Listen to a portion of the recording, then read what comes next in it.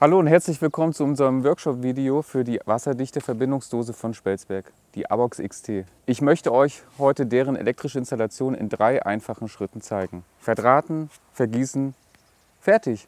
Außerdem darf ich euch hiermit eine Innovation präsentieren, denn die ABOX XT ist die erste VDE zugelassene Verbindungsdose mit IP68 und schraubenlosen Klemmen der Wago Serie 221. Unsere ABOX XT SL.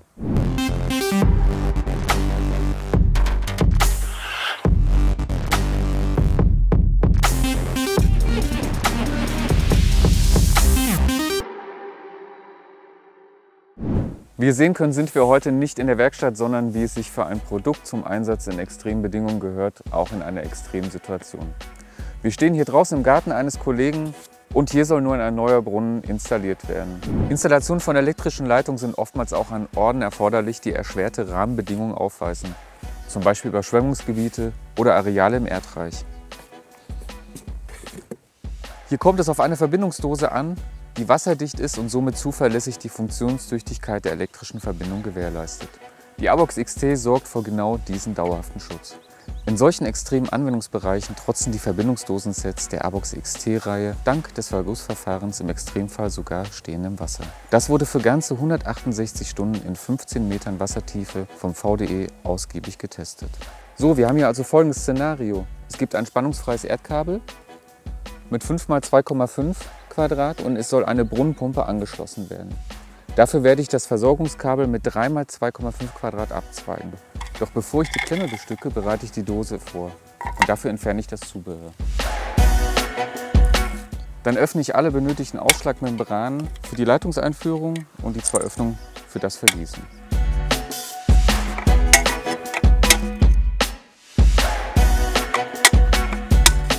Als nächstes werden die in unserem Fall benötigten 3 Doppelmembranstutzen eingesetzt. Ich schneide die Stutzen nun auf und führe das abgemantelte Kabel ein. Das Kabel lege ich als Schleife, so habe ich etwas Reserve. Das Verbindungsdosenset wurde nach Norm DIN EN und DIN VDE geprüft und bestätigt. In den Varianten mit einem Fassungsvermögen für Leitungsquerschnitte von 1,5 bis 10 Quadrat sind sie für die gängigsten Leitungen geeignet. Wir nutzen hier die neue ABOX XT SL. Diese bietet alle Vorteile des Basismodells und verfügt darüber hinaus über schraubenlose Wago-Klemmen. Vibrationen und Schocks können mögliche Schrauben nicht lösen. Die Installation geht auch noch etwas komfortabler und schneller. Erhältlich sind die schraubenlosen Varianten in allen 4 Ausführungen mit den Nennquerschnitten bis 2,5 Quadrat, 2,5 und 4 Quadrat oder als reine 4 Quadrat Variante sowie auch 6 Quadrat.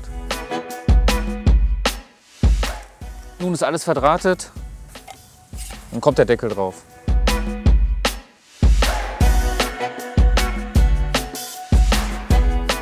Nun ist alles bereit für das Gießharz. Im Set enthalten sind der Einfülltrichter für M20-Öffnung, die Einmalhandschuhe und der Gießharzbeutel. Zunächst wird die Schutzfolie entfernt. Die Mischung erfolgt mit Hilfe eines transparenten Beutels, der während des Mischvorgangs eine optische Kontrolle ermöglicht und nach der Verwendung ganz einfach im Hausmüll entsorgt werden kann. Danach wird das Zweikammersystem geöffnet und die 2 Komponenten miteinander vermengt. Die Umgebungstemperatur sollte dafür optimalerweise 15 bis 35 Grad Celsius betragen. Die 2 Komponenten sollten nun für 3 Minuten gut vermischt werden. Das ist besonders wichtig, da sonst keine optimale Aushärtung garantiert werden kann. Den Anbaustutzen zur Entlüftung habe ich bereits schon installiert. Das einfache und saubere Einfüllen des Gießharzes erfolgt über den mitgelieferten Einfülltrichter. Die Einfüllseite sollte gegenüber der Klemmenseite sein. Die Dose sollte nun aufrecht stehen. Dann kann der Gießharzbeutel aufgeschnitten und das Gießharz eingefüllt werden.